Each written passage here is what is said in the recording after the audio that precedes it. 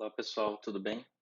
Hoje nesse vídeo a gente vai tratar de três conceitos, continuando o nosso cálculo vetorial, que é o conceito de superfície, vetores tangentes a essa superfície e também uma maneira de fazer o cálculo da área de uma certa superfície no espaço tridimensional. Uma superfície bidimensional no espaço tridimensional. Então a gente começa falando sobre o conceito de superfície e a gente vai sempre ter em mente o conceito de curva, né, para realizar essa generalização. Quando eu tenho uma curva no espaço tridimensional, essa curva ela pode ser determinada por um vetor que depende de um único parâmetro, né? Se vocês lembrarem da explicação passada, do vídeo passado, a gente tem uma curva no espaço tridimensional e a gente usa um vetor dependendo apenas de um parâmetro para determinar cada ponto dessa curva em três dimensões. Enfim, essa curva está no espaço tridimensional. Agora, se eu quero representar uma superfície no espaço tridimensional, eu também vou usar um vetor, mas agora esse vetor ele vai ser uma função de duas variáveis, porque eu preciso agora dar conta de mais direções nessa superfície. Então, quando eu tenho uma curva, para determinar a posição numa curva, eu preciso de um vetor dependendo de um único parâmetro. Para determinar um ponto numa superfície, eu preciso de uma função vetorial de duas variáveis, isso para o espaço tridimensional. Então vamos lá. Vamos representar primeiro o nosso sistema de coordenadas. Tá? Eu vou usar aqui o sistema de coordenadas só para representar aqui, para nos facilitar a descrição, sistema de coordenadas cartesiano. Então imaginemos que a gente tem aqui os nossos três eixos, tá? O nosso x, o nosso y e o nosso z. E aqui eu tenho uma certa superfície. Tá? Se eu estou no espaço tridimensional, uma superfície, obviamente, ela tem duas dimensões. Então, eu preciso de duas variáveis aqui nessa superfície para determinar um ponto. Então, por exemplo, eu tenho aqui um certo ponto P, tá, nessa superfície, e para determinar esse ponto P na superfície, eu preciso de um vetor que dependa de duas variáveis. Tá? Acho que essa cor não ficou boa. Espera aí. Vou fazer com essa aqui. Tá? Eu preciso de um vetor, tá, que eu vou chamar de R, que depende de U e V, onde U e V são as direções nessa superfície. Tá? Então, para U igual a 1 e V igual a 1, eu tenho um ponto nessa superfície. Para U igual a 1, V igual a 3, eu tenho um outro ponto nessa superfície. Tá? Então, esse vetor R de U e V, ele vai variando, né, nessa superfície aqui e vai mapeando todos os pontos dessa superfície S. Tá? Então, vamos lá. Esse R é um R de U e V, onde U e V são parâmetros, né? A gente pode até considerar como coordenadas na superfície. São as funções, né? São as variáveis que fazem com que, enfim, esse R ele vai ser uma função dessas duas variáveis UV, e isso vai me permitir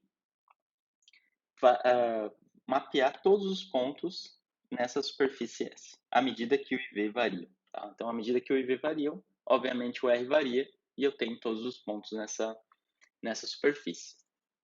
Tá? Então, é basicamente isso que eu vou precisar para determinar pontos em uma superfície. Então, de modo mais explícito, esse R, tá? Vamos pegar agora as coordenadas de R, em coordenadas cartesianas.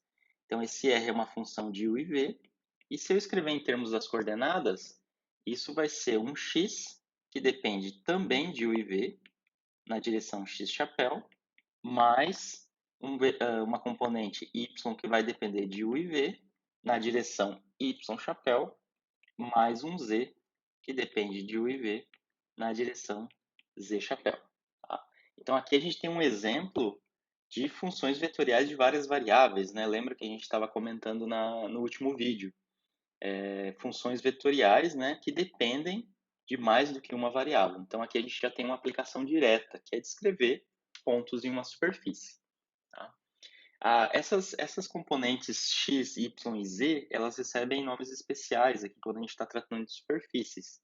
Esse conjunto x, y e z, que são funções de duas variáveis, essas variáveis u e v, são chamadas equações paramétricas da superfície, né?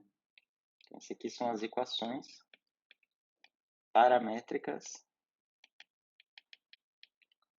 da superfície. Eu posso escrever assim: o x vai ser um x de u e v, o meu y vai ser um y de u e v, vai ser uma função de u e v explícita, e o z é a mesma coisa. O z é uma função de u e v. Então, essas três são as funções paramétricas da superfície, tá? Que determinam qualquer ponto nessa superfície e me permitem montar esse vetor R de u e v. Tá? Uma outra maneira de representar uma superfície é você considerar uma das funções, né, uma dessas funções x, y, z, por exemplo, considerar o z, né, como função de x e y.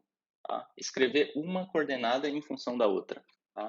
Então, essa é uma maneira de representar essa superfície S. Né? Então, por exemplo, se eu escrevo z como uma função de x e y, nesse caso, pessoal, a gente tem que notar que se eu escrevo z como função das outras duas coordenadas, não significa que z não depende mais dos parâmetros u e v.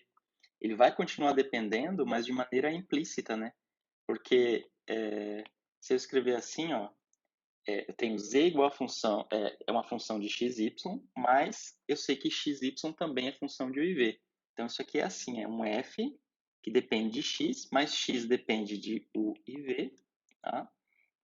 Também depende de y, esse z, mas o y também depende de u e v. Tá? Então, no final das contas, o meu z continua sendo função de u e v, mas de maneira implícita. Explicitamente, ele é função de x e y. Tá? Então, isso é uma maneira de definir essa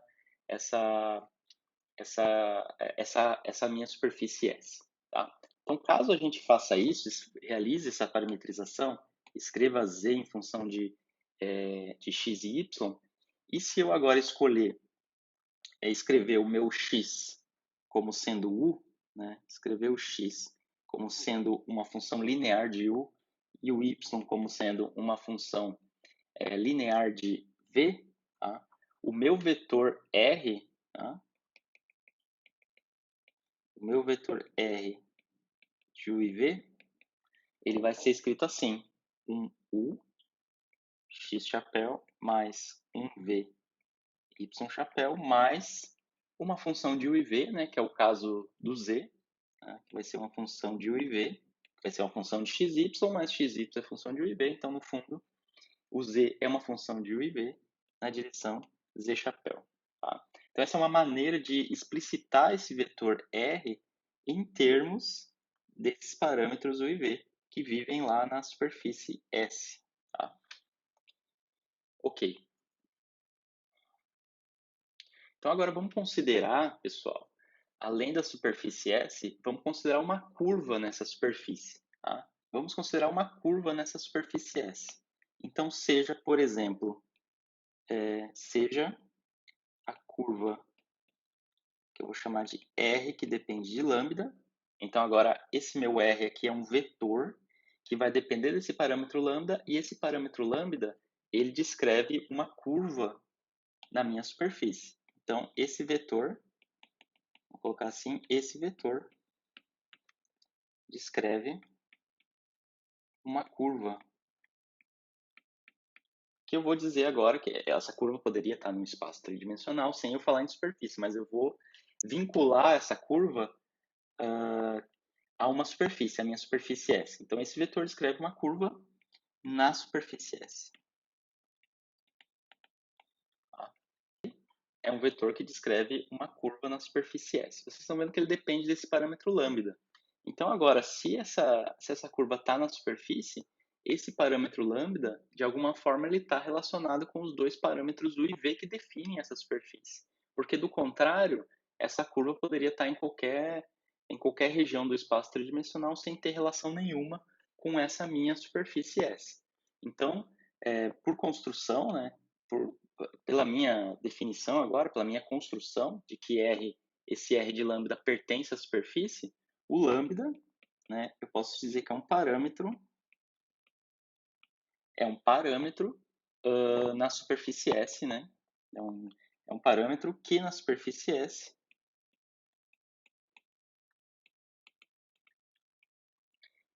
pode ser representado por um par de equações relacionando os parâmetros U e V, né? Então, eu posso escrever um U como sendo uma função de lambda e o V como sendo uma função de lambda também. Então, essas duas equações aqui, elas me dizem o seguinte, que essa curva não é uma curva qualquer. Essa curva aqui, ela está vinculada aos parâmetros da minha superfície. E isso implica que essa curva pertence a essa superfície. Tá?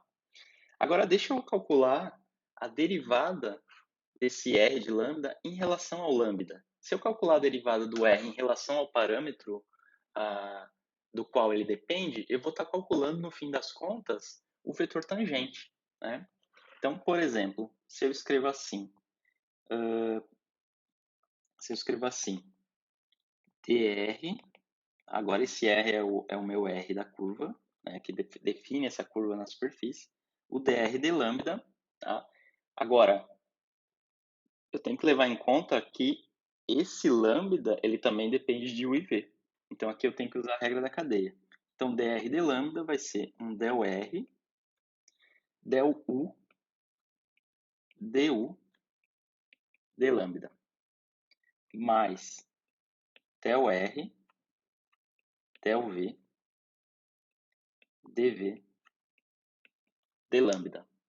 Lembrando que esse R de lambda, tá, é um R que depende de lambda, mas agora lambda depende de U e V. Então, no fundo, é uma função de U, que depende de lambda, e V, que depende de lambda. Tá? Quando vocês forem ver ver os exercícios resolvidos, os exercícios das tarefas, esses termos vão ficar mais claros. Agora está um pouco abstrato, né? Mas é para a gente construir essas quantidades. Mas eu imagino que quando a gente for fazer os exercícios, essa discussão fique um pouco mais concreta. Como é que isso aparece do ponto de vista geométrico, né? Então, eu tenho lá a minha superfície, tá? E eu tenho esses meus dois parâmetros U e V que estão variando, né? Esses dois parâmetros U e V, eles estão determinados, né? O domínio deles é nessa superfície. Então, eu posso até representar eles como um eixo coordenado aqui. Eu tenho o U aqui e o V aqui, ou, enfim, posso escrever assim, o V e o U, né? Que são dois parâmetros que representam um sistema de coordenadas nessa superfície, tá? Então, se eu pegar, por exemplo, uma curva de U constante, como a gente está vendo aqui que o U cresce nessa direção, então significa que o U constante está nessa direção, né? As curvas de U constante são aquelas em que V varia, né? Então, o V está variando nessa direção, então essa direção é a direção em que U é constante. Então, vamos considerar uma dessas curvas, tá? De U constante. Vamos colocar assim, fazer assim um pontilhado. Eu vou chamar esse pontilhado de uma curva U constante. Tá? Pode ser U igual a 1, U igual a 2. É uma curva onde só varia V. Tá? Então, nessa curva que eu acabei de pontilhar aqui, essa aqui, somente V varia. Né? O U é constante. Na verdade, eu coloquei V constante aqui. Peraí. Então, é U constante. Tá? Da mesma forma, eu posso considerar uma curva V constante. Uma curva V constante é aquela que está na direção em que somente U varia e V permanece constante, ou seja, nesse sentido vertical. Então, vamos pontilhar uma curva aqui. Essa curva significa V constante. Tá? Então, construir duas curvas. Uma curva onde U é constante, ou seja, onde U é constante, ou seja, V varia, e uma curva onde V é constante, ou seja, U varia. Tá? Então, se eu considerar agora um ponto P nessa intersecção entre essas duas curvas, tá? Um ponto P aqui. E eu considerar a derivada de R em relação a U, tá? Se eu tenho a derivada de R em relação a U, que é esse elemento aqui da minha derivada, esse R com U variando, a derivada de R em relação a U, esse vetor del R del U, ele só pode estar na curva onde U varia, tá? E a curva onde U varia é aonde V é constante. Então, esse vetor del R del U, ou seja, é a taxa de variação de R em relação a U, ele está nessa curva onde V é constante. Então, eu posso desenhar ele aqui. Ele está apontando para cá, né? Deixa eu colocar assim, aqui. Esse é o meu del R del U. Ó, ele aponta na direção em que V é constante. Tá? Então, ele é um vetor tangente à direção V constante. Da mesma forma, pessoal, esse del R del V, ele aponta na direção onde U é constante, ou seja, onde V varia. Então, del R del V, a taxa de variação de R em relação a V, eu posso desenhar aqui. Posso representar aqui. Então, del R del V. Então, vocês estão vendo que quando eu estou tratando de superfícies, tá? Superfícies bidimensionais, eu tenho dois vetores tangentes, tá? Porque eu tenho duas direções para seguir, eu tenho dois eixos para seguir. Então, eu posso considerar um vetor tangente nessa direção de V constante e eu posso considerar um vetor tangente nessa direção de V constante. Diferente de uma curva. Numa curva eu só tenho um vetor tangente, apontando numa direção. Mas quando eu tenho uma superfície, agora eu tenho dois. Então, se eu tenho hipersuperfícies, por exemplo, com 3 dimensões, então eu vou ter 3 vetores tangentes. Tá? Mas para uma superfície bidimensional, imerso no espaço tridimensional, eu tenho 2 vetores tangentes. Esse aqui, que aponta na direção de V constante, e esse aqui que aponta na direção de U constante. Tá? Então, vamos resumir mais ou menos essa explicação. Então, vamos colocar assim, para U constante, tá? Para uma curva U constante, implica que V varia. A V está variando. Então, eu tenho eu tenho um vetor tangente nessa direção, que é o vetor tangente del R del V. Esse é o vetor tangente na direção de U constante. Da mesma forma, para V igual a constante, eu tenho que U varia, portanto, o vetor tangente nesse caso é o del R del U. Tá? Muito bem, esses são os dois vetores tangentes ao ponto P na superfície S. Tá? Então, não só o ponto P, então para qualquer ponto, né, para qualquer ponto pertencente à curva S, eu posso definir um conjunto de vetores tangentes. O del R del V e o del R del U. Tá? Eles são linearmente independentes, tá? Eles são perpendiculares. Tá? Eu posso parametrizar essa minha curva S de tal maneira que eles sejam perpendiculares em um certo ponto. Tá?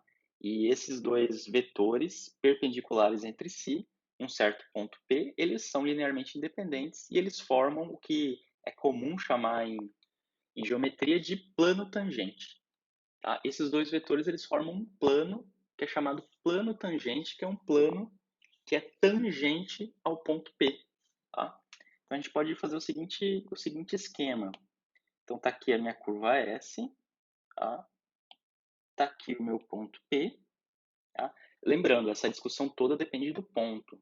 Tá? Como a gente está numa superfície que pode ser qualquer coisa, né? Pode ser curva, pode ser plana, enfim, esses dois vetores tangentes eles vão alterar sua direção e sentido à medida que eu vou andando na superfície. Tá? Então aqui eu tenho o ponto P, aqui eu tenho uma das minhas curvas de U constante, aqui eu tenho minha outra curva de V constante, E nesse ponto eu tenho meus dois vetores, né? Meus dois vetores tangentes. Aqui o del R, del U, e aqui o meu del R, del V. Esses dois vetores, eles são linearmente independentes. Então eu posso construir um plano. Deixa eu tentar desenhar esse plano aqui. Um plano que é tangente a esse ponto. Tá? Você tem que imaginar essa curva, né? Essa curva com vales e picos, né? Ela não necessariamente plana. E aí, tangente a esse ponto P, eu tenho um plano, tá? Quadradinho, assim, não necessariamente quadradinho, enfim. A esse ponto P, eu tenho um plano definido por esses dois vetores del R, del V, tá? Del R, del U e del R, del V. Esses dois vetores, eles seriam como uma base para descrever outros vetores nesse plano tangente. Tá? Então, esse plano aqui em verde a gente chama de plano tangente a curva, perdão, a superfície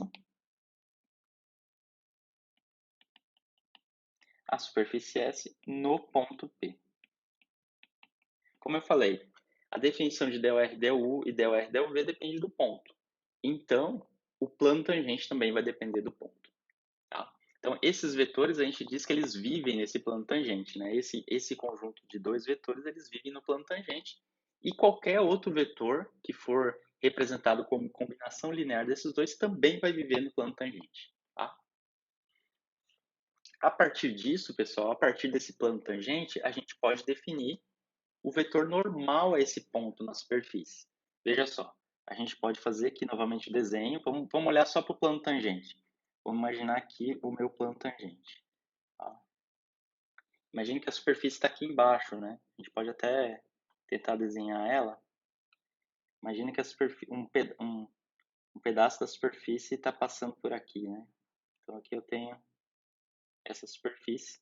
Eu tenho esse ponto P que está aqui. Ó, e eu passo esse plano tangente nesse ponto P. Tá? Então aqui está a superfície S. Aqui está meu plano tangente. Plano tangente. Tá? Aqui está meu ponto P. Tá? Esse plano tangente, como eu falei, vivem os dois vetores tangentes, né? O del R, del U e o del R, del V. Então vamos representar eles. Vamos colocar assim. Aqui está o del R, del V, tá? Que pertence a esse plano aqui em verde, que é o plano tangente. Tem um outro vetor que é perpendicular a ele, tá? Que também está vivendo nesse plano, que é o del R, del U. Tá? E aí, pessoal, através do produto vetorial desses dois vetores tangentes, eu posso construir o vetor normal a esse plano tangente, que é o vetor n, né? Aqui. Ó, vou trocar de cor. O vetor n, que é perpendicular a essa superfície, não é necessariamente normalizado, tá? Esse vetor n. Esse vetor n, ele é simplesmente o produto vetorial de del R, del U, vetorial del R, del V. Tá? Então, esse produto vetorial me permite construir o vetor normal à superfície. Então, esse é o vetor normal AP, né? Vamos colocar assim, vetor normal à superfície S no ponto P. Da mesma forma, como tudo isso depende do ponto, esse vetor normal também vai variar à medida que a gente vá para outro ponto na superfície. Muito bem. Agora eu quero falar um pouquinho sobre o cálculo da área dessa superfície a partir dessas quantidades que a gente construiu. Tá? Então vamos considerar um deslocamento infinitesimal, tá? Em um certo ponto P que pertence a essa superfície. Então, por exemplo, vamos lá desenhar novamente a nossa superfície S. Tá? Aqui eu tenho um ponto P e eu vou considerar um pequeno deslocamento infinitesimal. Tá? Mas um deslocamento infinitesimal não só na direção U ou só na direção V. Eu vou considerar um deslocamento infinitesimal qualquer, por exemplo, indo na diagonal aqui. Eu tenho um dr nessa direção. Tudo isso pertence à superfície. Tá? Esse dr ele pode ser decomposto como uma componente na direção em que v é constante e um outro na direção em que u é constante. Tá? Então, ele tem duas componentes. Tá? E essas componentes a gente pode usar para descrever quem é esse dr. Então, esse dr, de fato, eu posso escrever ele como um deslocamento na direção du. Então, ele vai ser o del R, du, du, mais um del R, del V, dv. Tá? É um infinitésimo desse meu vetor R, que depende de duas variáveis. Tá? Se você olhar lá atrás, eu acho que no primeiro ou no segundo vídeo, a gente falou do diferencial de um vetor. Tá? Só estou usando aqui a expressão do diferencial de um vetor para representar esse deslocamento infinitesimal dr. Tá? Então, agora, se a gente considerar um paralelogramo, né, infinitesimal nessa vizinhança de P, tá? Aqui, vamos desenhar ele, tá? Então, vou considerar primeiro essa área infinitesimal desse paralelogramo. Tá? Então, vamos só desenhar aqui. Vamos representar o P aqui. E aí eu vou representar um paralelogramo centrado nesse P. Tá? Então, vamos colocar assim, ó. Tem esse lado, tá? Tem esse outro lado aqui. Tá? Vamos desenhar como se fosse um retângulo, tá? Para ficar mais fácil a visualização. Então, vocês estão vendo, né? Ele não está bem centralizado. Deixa eu apagar aqui e centralizar ele melhor. Aqui, ponto P. Tá? Vocês estão vendo que esse meu deslocamento dr ele está vindo nessa diagonal, né? Usando esse desenho aqui, ele está vindo nessa diagonal. Então, esse deslocamento seria o meu deslocamento na direção onde u varia. E esse aqui é o meu deslocamento na direção de v, onde v varia. Tá? Então, o módulo desse vetorzinho aqui é o módulo desse cara. Tá? O tamanho desse outro deslocamento é o tamanho desse cara. Tá? Então, o que eu estou usando é essa expressão aqui do meu vetor dr para calcular os lados desse meu paralelogramo, já que eu tenho o dr aqui, né? Esse seria o meu dr. E aqui são os lados desse meu paralelogramo, que representam as componentes desse dr. Tá? Então, em módulo, esse lado aqui, né, esse lado aqui, ele seria o módulo de del R, del U, du. Tá? Ele é o módulo desse pedaço do meu vetor, já que aqui eu tenho a direção onde v é constante. Tá? Então, vamos só colocar aqui para ficar registrado. Isso aqui é v constante e isso aqui é u constante. Então, v constante, esse pedacinho do paralelogramo, tem tamanho que é o módulo de del R, del U, du. Tá? Então, vamos colocar aqui para escrever. Isso aqui é módulo de del R, del U, du. Tá? Que está se referindo ao módulo dessa componente do vetor. Da mesma forma, esse outro lado do paralelogramo vai ser o módulo de del R, del V, dv. Aqui. Muito bem. Então, tem os lados do meu paralelogramo. Tá? Então, vamos só resumir aqui essa explicação. O lado, vou colocar assim, o lado do paralelogramo infinitesimal. Então, o lado do paralelogramo infinitesimal definido por U constante, tá? Que é esse aqui. Tá? Tem módulo, né? Tem tamanho. Tem tamanho del R, del V, dv. Tá? Da mesma forma, em relação ao lado do paralelogramo definido né, desse paralelogramo infinitesimal definido por V constante. Então, da mesma forma, para V constante, a gente vai ter um tamanho do lado do paralelogramo definido como módulo de ΔR, ΔU, ΔU. Tá? Assim. Muito bem. Então, se eu tenho os dois lados do paralelogramo, é possível agora a gente construir a área desse paralelogramo através do módulo do produto vetorial entre esses dois vetores, né? Se vocês lembrarem da definição de uma das interpretações geométricas do produto vetorial, quando eu tenho, vamos só fazer uma pequena digressão aqui, quando eu tenho um vetor, o vetor A, e aqui um vetor B, tá? E eu calculo o vetor C, que é o produto vetorial entre, vamos colocar assim, entre B e A, né, nesse sentido, tá?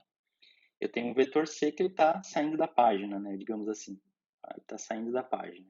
Tá? Vamos fazer um outro desenho aqui. Eu tenho aqui meu vetor C, o meu vetor B e o meu vetor A. Tá? Esse A e B estão no plano, e aí eu tenho o vetor C, que é o produto vetorial entre eles. O módulo desse vetor C, que é dado por esse produto vetorial B por A, né? Então, o módulo de C, que é dado por B vetorial A, ele é a área, ele representa a área do paralelogramo definido por A e B. Né? Que paralelogramo é esse? Né? Eu tenho que fazer a extensão aqui. Tá? É desse paralelogramo aqui. Então, numericamente, o módulo do produto vetorial entre B e A, que é o módulo de C, representa a área desse paralelogramo. Né? Então, C, que é dado, o módulo de C, que é o módulo de B e A, é a área do paralelogramo representado por B e A. Né? Os lados desse paralelogramo são B e A. Eu vou usar o mesmo raciocínio aqui.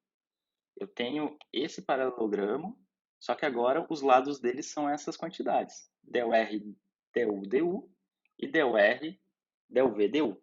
E eu vou usar o mesmo artifício. Eu vou pegar o produto vetorial entre esse vetor e esse, e eu vou definir a área entre esses dois vetores. Tá? Eu vou definir a área do paralelogramo, do infinitesimal, a partir do produto vetorial entre esses dois vetores. Tá? Então, vamos escrever aqui a área, que eu vou chamar de ds, tá? Que é um infinitésimo dessa minha superfície, né, que é esse paralelogramo infinitesimal. Então, a área ds pode ser construída usando o produto vetorial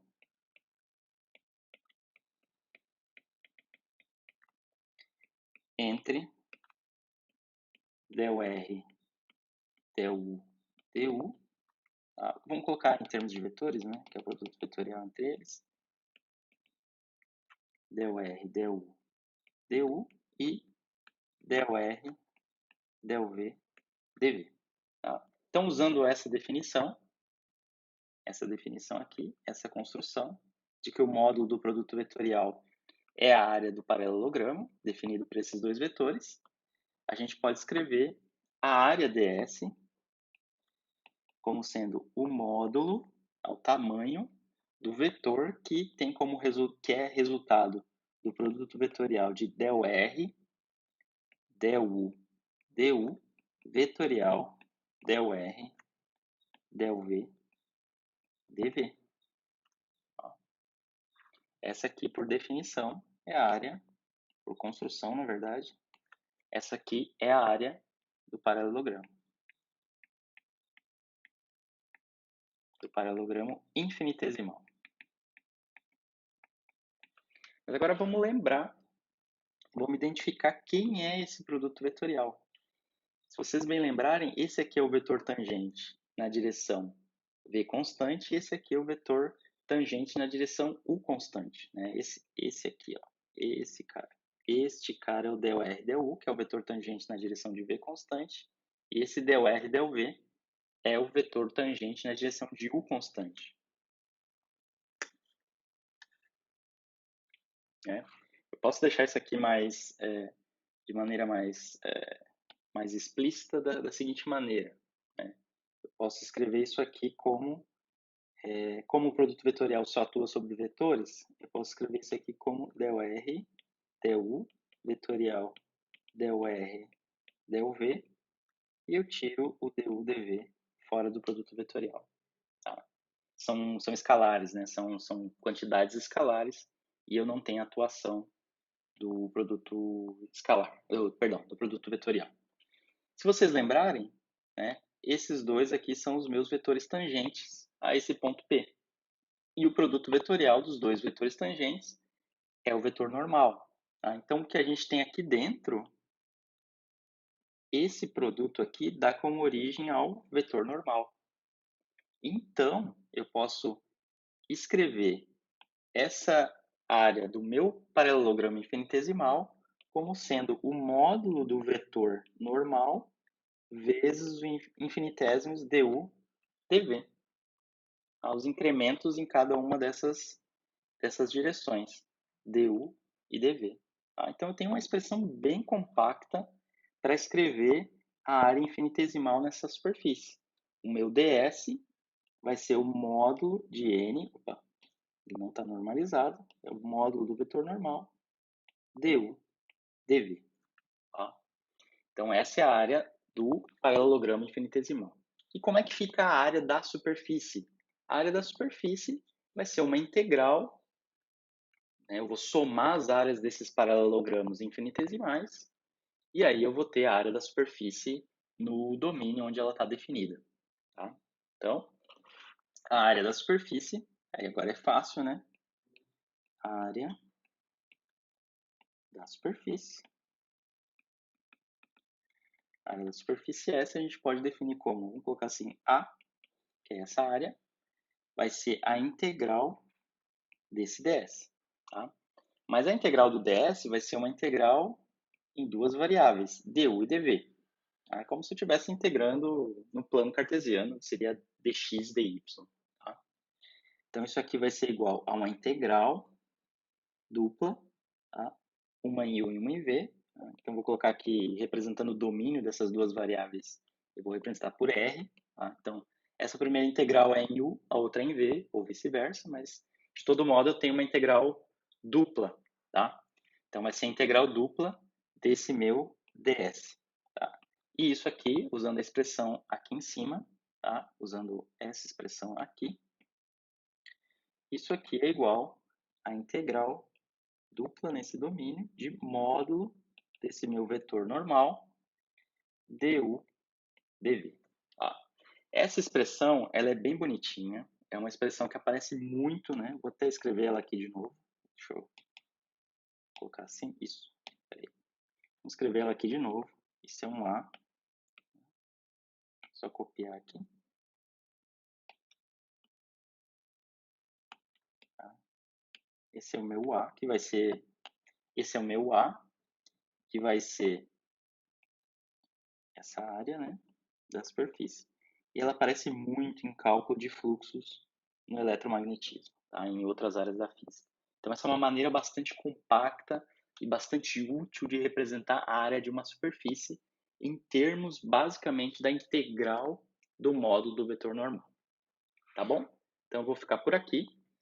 Só um breve resumo, né? Hoje a gente trabalhou principalmente com superfícies. Então, a gente definiu uma superfície no espaço tridimensional através de um campo vetorial de duas variáveis, né? Esse meu R.